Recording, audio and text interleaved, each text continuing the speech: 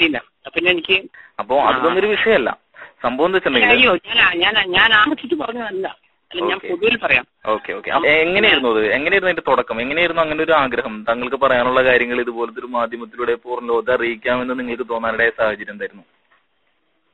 Actually ഞാൻ 2ാം class പഠിക്കുന്ന സമയത്ത് ഈ സ്റ്റേജ് ഷോ അല്ല, മീൻസ് നമ്മുടെ നാടകങ്ങളിലായാലും ഇതൊക്കെ വരുമായിരുന്നു. എനിക്ക് മിമിക്രി, മോണാക്ട്, മൈമായിരുന്നു, അതിന് ഡ്രാമ, ഇതെനിക്ക് ഭയങ്കര താല്പര്യം ഉണ്ടായിരുന്നു.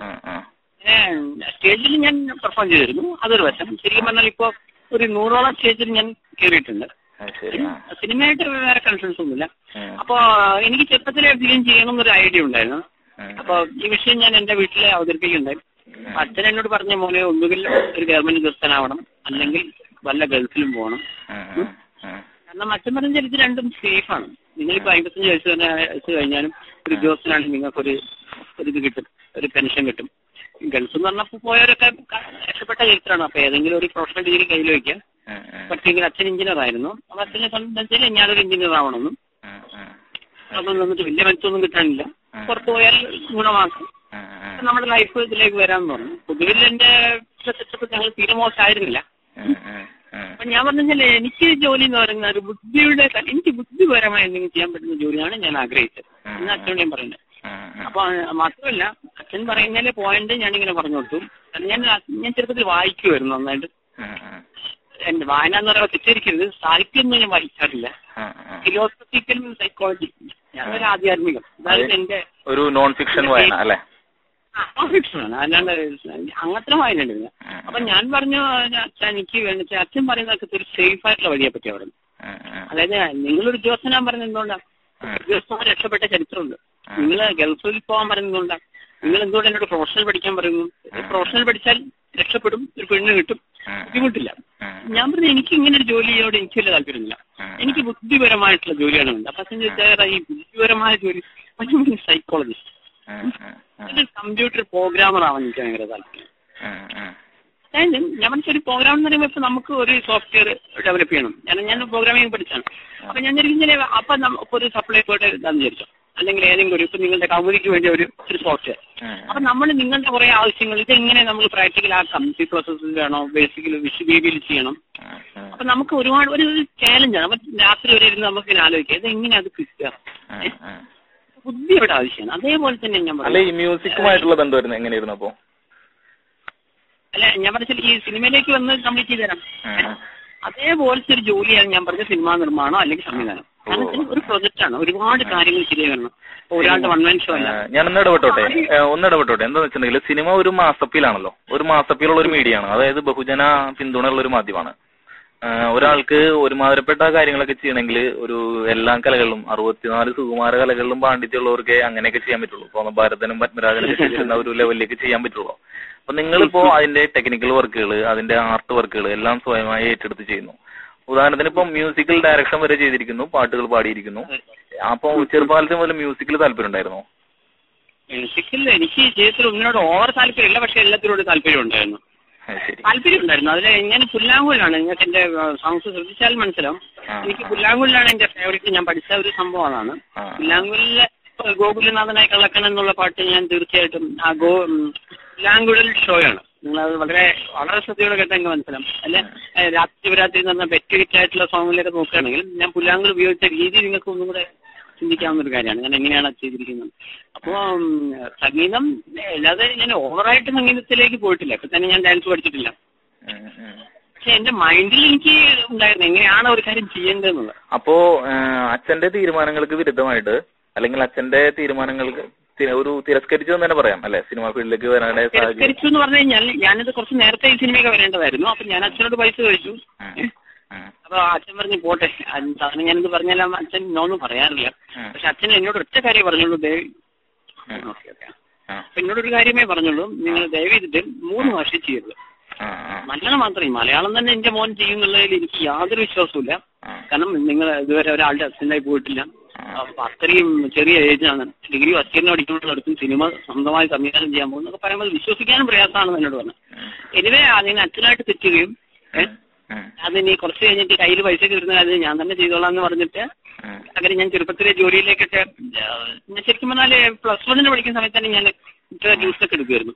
കാരണം എനിക്കൊരു ഇൻവെൻഷൻ ഉണ്ടായിരുന്നു, പക്ഷെ പണം ഉണ്ടാക്കണം എന്നുള്ളത്. അങ്ങനെ ഇപ്പൊ കുറച്ച് വർഷങ്ങൾക്ക് ശേഷം ഇതിന്റെ അച്ഛനമ്മയൊക്കെ മരിച്ചു. ഞാൻ അങ്ങനെ പിന്നെ കുറച്ച് സുഹൃത്തുക്കളൊക്കെ സഹായിച്ചു. അങ്ങനെ ഞാൻ വർക്ക് ചെയ്യാനുണ്ടായി. പക്ഷെ ഞാൻ ചെയ്യുമ്പോൾ ഞാൻ എങ്ങനെയാണോ അന്ന് വിചാരിച്ച അങ്ങനെ തന്നെയാണ് ഞാൻ ചെയ്യുന്നത്. തിരക്കഥ പൂർത്തിയായിട്ടായിരുന്നോ ഷൂട്ടിന് ഇറങ്ങിയിരുന്നേ? തിരക്കഥ പൂർത്തിയായിരുന്നോ ഷൂട്ടിങ്ങിന് ഇറങ്ങുമ്പോ? ഓ തീർച്ചയായിട്ടും. ഞാൻ ആ 3 ഭാഷയിലും സ്ക്രിപ്റ്റ് റെഡിയായിരുന്നു. തിരക്കഥ പൂർത്തിയായിരുന്നു. അത് പൂർത്തിയാകാത്തൊരു ഇതിൽ നമുക്ക് അത്ര പ്ലാൻ ചെയ്യാൻ പറ്റില്ല. ഈ സിനിമയുടെ ടെക്നിക്കൽ ഫീച്ചേഴ്സ് എന്ന് പറയാമോ? ഏത് ക്യാമറയാണ് നിങ്ങൾ യൂസ് ചെയ്തിരിക്കുന്നത്? ഞങ്ങൾ യൂസ് ചെയ്തിരിക്കുന്നത് Canon 70 എന്ന് പറഞ്ഞൊരു ക്യാമറയാണ്. Canon 70.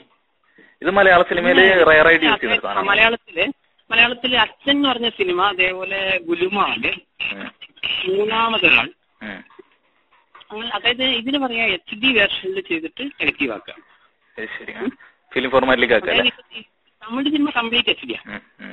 നമ്മളെവിടുത്തെ പല സൂപ്പർ ഹിറ്റ് സിനിമകളും HD കൂടി ഉപയോഗിച്ചിട്ടുണ്ട്.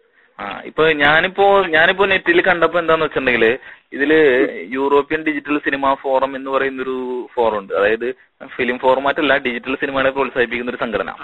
അവര് നിങ്ങളുടെ സിനിമയിൽ താല്പര്യം എടുത്തതായിട്ട് ഞാൻ കാണാൻ കഴിഞ്ഞു.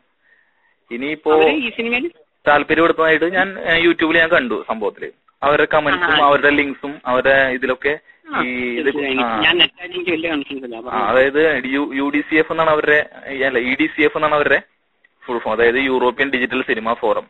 അപ്പൊ അവര് ഇതിനകത്ത് താല്പര്യം എടുത്തിട്ടുണ്ട്. അവരുടെ സൈറ്റില് അവര് ഈ സിനിമയിലെ രംഗങ്ങൾ പോസ്റ്റ് ചെയ്തിട്ടുണ്ട്. കാരണം എന്താണെന്ന് വെച്ചിട്ടുണ്ടെങ്കിൽ ഡിജിറ്റൽ സിനിമയുടെ ഒരു ചെറിയ നാട്ടുമ്പുറത്തുകാരൻ നടത്തിയ സിനിമാ പരീക്ഷണങ്ങൾ എന്നുള്ള ലെവലില് അവരത് ചെയ്തിട്ടുണ്ട് അതിനകത്ത്. അപ്പൊ അവര് ബെൽജിയം കേന്ദ്രമായിട്ട് പ്രവർത്തിക്കുന്ന ഒരു സംഘടനയാണ് യൂറോപ്യൻ ഡിജിറ്റൽ സിനിമ ഫോറം. അതായത് ഫിലിം ഫോർമാറ്റിൽ സിനിമ എടുക്കുന്നവരല്ല, ഡിജിറ്റൽ ഫോർമാറ്റിൽ ചെലവ് കുറഞ്ഞ സിനിമകൾ എടുക്കുന്നവരെ പ്രോത്സാഹിപ്പിക്കുന്ന ഒരു സംഘടനയാണത്. അപ്പോ ഇത്ര ഉയരങ്ങളിലേക്കൊക്കെ എത്തുമെന്ന് നിങ്ങൾ ആദ്യമേ വിചാരിച്ചു? പക്ഷെ ഞാനത് മുഴുവനായിട്ട് ഇങ്ങോട്ട് പറയട്ടെ. ഈ ഡിജിറ്റൽ എന്ന് പറയുമ്പോൾ അത് ഭയങ്കര പൈസ കുറഞ്ഞൊരു സംഭവമാണെന്ന് തെറ്റിയിരിക്കരുത്. ഇതിന്റെ വ്യത്യാസം എന്താണെന്ന് ഞാൻ ശരിക്കും എനിക്ക് പറഞ്ഞുതരാം. അതായത് ഇപ്പൊ നമ്മൾ സാധനം ഇതിൽ 4 മിനിറ്റ് വർക്ക് ചെയ്യുമ്പോൾ 11,000 രൂപയുടെ റോൾ ഫില്ലിൽ നമുക്ക് പോകും. അറ്റ് ദ സെയിം ടൈം ഇതിപ്പോ ഡിജിറ്റൽ ആകുമ്പോൾ നിങ്ങൾക്ക് അറിയാലോ, എന്റെ 100 പുതിയ പുതുമുഖ താരങ്ങൾ എവിടെ സ്ട്രീൽ ചെയ്താൽ എനിക്ക് കുഴപ്പമില്ല, ഡിജിറ്റ് ചെയ്താൽ മതി, സമയത്തിന് നഷ്ടമൊക്കെ ഉള്ളൂ. പക്ഷേ അങ്ങനെ രസമായിട്ട് കാര്യങ്ങൾ വരുമ്പോൾ ഇതെല്ലാം കഴിഞ്ഞ് തിയേറ്ററിൽ എത്തിക്കാൻ ഒരുപാട് കടമകൾ കിടക്കണം എന്നുള്ളതാണ് ഇനിയുള്ള പ്രശ്നം. ഫസ്റ്റ് സേവ് ചെയ്ത മുഴുവൻ പൈസ ഈ സൈഡിൽ പോകും. കാരണം ഈ ചെയ്ത മുഴുവൻ നെഗറ്റീവ് ആക്കണം. അല്ല, ഞാൻ പറഞ്ഞില്ലേ, ഇത് ഡിജിറ്റൽ സിനിമ എന്ന് പറഞ്ഞാൽ ഷൂട്ടിങ്ങിന് ഒരു പ്രശ്നമില്ല. ഒരു ഹാർഡ് ഡ്രൈവിൽ നമുക്ക് സേവ് ചെയ്യാവുന്ന അത്ര സാധനങ്ങളെ ഉണ്ടാവുന്നുള്ളൂ. പക്ഷെ അത് കഴിഞ്ഞിട്ട് ഇതിന്റെ പ്രോസസിങ്, പോസ്റ്റ് പ്രൊഡക്ഷൻ, ലാബ് എല്ലാം കൂടി ചേരുമ്പോഴാണ്. അല്ല, പ്രോസസ്സിംഗ് തന്നെ നിങ്ങൾക്ക് ഞാൻ പറഞ്ഞ ശരിക്കും മനസ്സിലാണെങ്കിൽ ഇപ്പൊ 1 മിനിറ്റ് ഇതേപോലെ ഡിജിറ്റൽ ചെയ്തിട്ട് ആഡ് ചെയ്യുന്ന ആളോട് ചോദിച്ചെങ്കിൽ മനസ്സിലാവും. 1 മിനിറ്റിൽ നമ്മൾ ചെയ്യുന്ന ഒരു ആഡ് നെഗറ്റീവ് ആക്കണമെങ്കിൽ തന്നെ എത്രയോ പൈസ ചെലവാ. അപ്പോഴാണ് ഒരു 3.5 മണിക്കൂറൊക്കെ ലെങ്ത്തുള്ള ഒരു സിനിമ ഞാൻ നെഗറ്റീവ് ആക്കുമ്പോൾ അത്രയും പൈസ, നല്ലൊരു പൈസ പോകും. പക്ഷെ എന്നാലും എനിക്ക് മനസ്സിലാണെന്ന് ഞാൻ പറയുള്ളൂ. സംഭവം എന്താ വെച്ചിട്ടുണ്ടെങ്കിൽ നിങ്ങൾ ഇതുമായിട്ട് സഹകരിച്ച ആൾക്കാര് കാസ്റ്റിംഗ് ഒക്കെ എങ്ങനെയായിരുന്നു? തന്നെ നടത്തിയായിരുന്നു അല്ലെ? ഞാനാണ് നടത്തിയത്. കാസ്റ്റിംഗില് ഭയങ്കര ഒരു അഭിപ്രായ വ്യത്യാസം ഉണ്ടായത് എന്താ വെച്ചാൽ കാസ്റ്റിംഗിൽ നിങ്ങൾക്ക് ചില പോരായ്മകൾ ഉണ്ടായി എന്നുള്ള ഒരു അഭിപ്രായം ഉണ്ടായിരുന്നു. അതായത് ആർട്ടിസ്റ്റുകളെ അല്ല, അതെന്താ സംബന്ധിച്ചാൽ ഞാൻ പറഞ്ഞെന്ന് വെച്ചാൽ ഇത് എന്റെ അഭിപ്രായമല്ല, പൊതുവായിട്ടൊരു അഭിപ്രായം നമ്മൾ അന്വേഷിക്കുമ്പോൾ കാസ്റ്റിംഗില് അഭിനയത്തിന്റെ ബാലപാഠങ്ങൾ അറിയാത്ത ചില മുഖങ്ങൾ അതിൽ കണ്ടു എന്നുള്ളൊരു അഭിപ്രായം അതിനകത്തുണ്ട്. നിങ്ങളുടെ ലീഡിങ് ആർട്ടിസ്റ്റുകളുടെ കാര്യമല്ല പറഞ്ഞേ, സപ്പോർട്ടിങ് ആർട്ടിസ്റ്റുകളുടെയൊക്കെ ഒരു അമേച്ചറിസം ഉണ്ടല്ലോ നിങ്ങളുടെ സിനിമയിൽ ഭയങ്കരമായിട്ടുണ്ടായിരുന്നു. അപ്പൊ അതൊരു വിമർശനമായിട്ട് വരുന്നുണ്ട്. ഇപ്പൊ ഞാൻ പറഞ്ഞു എനിക്കറിയാൻ വേണ്ടി ചോദിക്കാണ്, അത് ഏതെങ്കിലും എക്സാമ്പിൾ പറയാൻ പറ്റുമോ? എക്സാമ്പിൾസ് എന്ന് വെച്ചാല് നമ്മുടെ നായികമാര്, പിന്നെ അതുപോലെ നായകനെ സപ്പോർട്ട് ചെയ്യുന്ന അവരൊക്കെ ഒരു എക്സ്പ്രഷൻ ഇല്ല അവരുടെ മുഖത്തൊന്നും. നിങ്ങൾ പറയാൻ ഉദ്ദേശിക്കുന്ന കാര്യത്തിന്റെ ഒരു ലാഞ്ചന പോലും അവരുടെ ഒന്നും മുഖത്ത് ഞാൻ കണ്ടില്ല, ഞങ്ങൾ ആരും കണ്ടിട്ടില്ല. അപ്പൊ ഞങ്ങളത് അത് തന്നെയാണ് പറഞ്ഞത്. ഇപ്പൊ നിങ്ങൾ ഉദ്ദേശിക്കുന്ന മിക്ക പാട്ടുകളും അതുണ്ട്. നിങ്ങൾ കോമ്പിനേഷൻ സീൻ അല്ലാണ്ട് എടുത്തിരിക്കുന്ന, നിങ്ങൾ ഒരു സിറ്റുവേഷൻ സോങ് ആയിട്ട് ഇരിക്കുന്ന എല്ലാ പാട്ടുകളിൽ വരുന്നവരും ഇത് തന്നെയാണ് കാണിക്കുന്നത്. അതായത് ഒരു അതായത് ദേഹിയില്ല ദേഹിക്കുമ്പോൾ ദാഹമില്ല എന്ന് പറയുന്ന പാട്ടില്, ആ പാട്ടിൽ വരുന്ന സീൻസിൽ വരുന്ന ചില, നിങ്ങളിപ്പോ അതിൽ ആക്ഷൻ ഉണ്ട്, നിങ്ങളുടെ ആക്ഷനിൽ വരുന്നവരൊന്നും അതൊരു തന്മയത്തോടെ അഭിനയിച്ചിട്ടില്ല. പിന്നെ അതുപോലെ തന്നെ ആ സപ്പോർട്ടിംഗ് ആർട്ടിസ്റ്റിൽ വരുന്ന ഒരു പ്രായം കൂടിയ ഒരു സ്ത്രീയുടെ അതൊന്നും അത്ര മെച്ചായിട്ടില്ല ശരിക്കും പറഞ്ഞ. ആണല്ലേ? ഓക്കെ. അപ്പൊ അങ്ങനെയുള്ള വിമർശനങ്ങളുണ്ട്. പിന്നെ സംഭവം എന്ന് വെച്ചിട്ടുണ്ടെങ്കിൽ നിങ്ങള് ക്ലാസിക്കൽ ഡാൻസ് പഠിച്ചിട്ടുണ്ടോ? ഞാൻ ഒരു തരത്തിലുള്ള ഡാൻസും പഠിച്ചിട്ടില്ല. അപ്പോ ഡാൻസ് ചെയ്യാനുള്ള ഈ കോൺഫിഡൻസ് എങ്ങനെ ഉണ്ടാവണേ? ഡാൻസിനെ കുറിച്ച് വിമർശനങ്ങളുണ്ട്. തീർച്ചയായിട്ടും അത് വിമർശനം ഇല്ലെങ്കിലേ എനിക്ക് അത്ഭുതം ഉണ്ടാവുള്ളൂ. തീർച്ചയായും ഞാൻ ഡാൻസ് പഠിച്ചിട്ടില്ല. അത് ശരി. അത്രേ ഉള്ളൂ. പിന്നെ എനിക്ക് എന്നെ സംബന്ധിച്ചോളം ഇപ്പൊ മൂൺ വാക്കാണെങ്കിലും എനിക്കിപ്പോ ഒരാളൊരു മൂൺ വാക്ക് കാണിച്ചെന്ന് ഞാൻ അങ്ങനെ ചെയ്യും. അത് വേറെ വിഷയം. എനിക്കിപ്പോ ഏത് സ്റ്റെപ്പ് ആയാലും എനിക്കിപ്പോ ബ്രേക്കിന്റെ സ്റ്റെപ്പ് കാണിച്ചെന്ന് ഞാൻ ജസ്റ്റ് ഒബ്സർവ് ചെയ്ത് അത് ചെയ്യും. ഇപ്പൊ അംഗനവാടിയിലെ ടീച്ചറെ എന്ന് പറയുന്ന പാട്ടില് ആ കുട്ടി നന്നായിട്ട് ചെയ്തിട്ടുണ്ടാവും. അതും മലയാളത്തിലെ ഏത് മുൻനിര ചലച്ചിത്ര സംവിധായകർ എടുക്കുന്നതിനേക്കാളും മനോഹരമായിട്ട് ആ പാട്ട് നിങ്ങൾ എടുത്തിട്ടുണ്ടെന്നുള്ള സംശയമില്ല. കാരണം അതിൽ ഉപയോഗിച്ചിരിക്കുന്ന ഫ്രെയിംസ്, ലൈറ്റിംഗ് പാറ്റേൺസ്, ഈവൻ മൗണ്ടിന്റെ ലെൻസിന്റെ ഒക്കെ അപ്പർച്ചേഴ്സ് വരെ നിങ്ങൾ പ്രിയദർശന്റെ അല്ലെങ്കിൽ സിബി മലയിലിന്റെ അതുപോലുള്ളവരുടെ ഒരു ടോൺ നിങ്ങൾ കീപ്പ് ചെയ്യുന്നുണ്ട്. പക്ഷെ അത് കഴിഞ്ഞിട്ട് വരുന്ന പാട്ടുകളിലൊക്കെ കുറെ മോശമായിട്ടുണ്ട്. എന്താ അങ്ങനെ സംഭവിച്ചേ? ജനറലായിട്ട് ഞാൻ നല്ലത് ചീത്ത എന്നുള്ളൊരിതില്ല. നിങ്ങൾക്കറിയാലോ, നമ്മളിപ്പോ ഒരു വർക്ക് ചെയ്യുമ്പോൾ എന്തുകൊണ്ടാണ് നിങ്ങൾ കൊമേഴ്സ്യൽ സിനിമ തിരഞ്ഞെടുക്കാൻ കാരണം? ഇപ്പൊ ആദാമിന്റെ മകൻ അബു പോലുള്ള ചെറിയ ചിത്രങ്ങള് അംഗീകാരങ്ങൾ വാരിക്കൂട്ടി തിയേറ്ററുകളിൽ മോശമില്ലാത്ത പ്രതികരണം ഉണ്ടാക്കുമ്പോൾ ഒരു കൊമേഴ്സ്യലായിട്ട് തന്നെ വമ്പന്മാര് ശരിക്കും ഈ മേഖലയിലേക്ക് വരാനിടയ സാഹചര്യം എന്താ? അല്ല, ഞാൻ എന്നെ സംബന്ധിച്ചിടത്തോളം ഒരു സിനിമ കൊമേഴ്ഷ്യൽ ആർട്ട് അങ്ങനെ പറ്റി ഞാൻ ചിന്തിക്കുന്നില്ല. ഞാൻ പറയുന്നത് ഒരു വെറൈറ്റി ഫിലിം എന്ന് ഞാൻ വിചാരിക്കുന്നത്. നിങ്ങൾ ആ വേർഡ് സ്ട്രെസ് ചെയ്യുന്നു. ഒരു വെറൈറ്റി ഫിലിം ചെയ്യാനാണ് ഞാൻ ആഗ്രഹിക്കുന്നത്. അതായത് നമ്മൾ ഈ കണ്ടു മടുത്ത സിനിമകൾ എനിക്ക് തോന്നുന്നു മലയാളത്തിൽ 1980 മുതൽ 90 വരെയുള്ള കാലഘട്ടം, ഞാൻ വെറുതെ ഒരു മലയാള സിനിമയെ നോക്കുമ്പോൾ എന്റെ അഭിപ്രായമാണ് ഈ 80-90 കാലഘട്ടം നന്നായിരുന്നു. കാരണം സമാന്തര സിനിമകൾ നന്നായിട്ട് വരുമായിരുന്നു. അതേസമയം ഇവിടെ 90 to 2011 വരെയുള്ള അവസ്ഥ എങ്ങനെ വെച്ച് കഴിഞ്ഞാൽ ഈ കണ്ട സിനിമകൾ തന്നെ വീണ്ടും വീണ്ടും പല രീതിയിലും കാണിക്കുക. അപൂർവമായ ചില സിനിമകൾ വരാം. എക്സാമ്പിൾ മോഹൻലാലിന്റെ അവസാന ലാലേട്ടന്റെ വന്ന ഭ്രമരം പോലുള്ള സിനിമ. അതായത് കമേഴ്ഷ്യലും അല്ല ആർട്ടിന്റെ ഇടയിലാണോ നമ്മൾ സമാന്തര സിനിമകൾ. പത്മനാഭൻ സാറ്, ഭരതൻ സാറ്, അല്ലെങ്കിൽ ലോഹിത് ദാസു, അവരുടെയൊക്കെ ഒരു സ്റ്റൈല്. ഞാൻ അതിന്റെ സ്റ്റൈൽ അനുകരിക്കുന്നില്ല. പക്ഷെ ആ ഒരു ലെവലിൽ ഞാൻ വിചാരിച്ചത് ഇപ്പൊ എനിക്കൊരു അവാർഡ് കിട്ടുവാൻ വേണ്ടിയിട്ടല്ല ഞാൻ ഈ സിനിമ ചെയ്തത്. പിന്നെ ടോട്ടൽ സിനിമ കണ്ടാലേ നിങ്ങൾക്ക് മനസ്സിലാവുള്ളൂ. അപ്പൊ ഞാൻ വിചാരിച്ച ഒരു വെറൈറ്റി ഫിലിം, അത്രേ ഉള്ളൂ.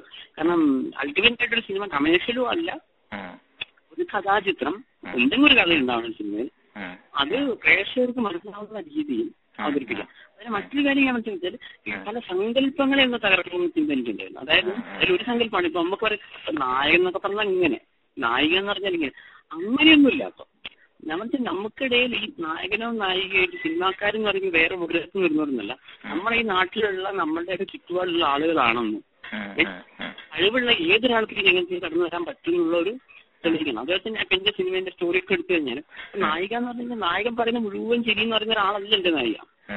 അവർക്ക് അവരുടെ നാട്ടിലെ വ്യക്തിത്വം. അതേപോലെ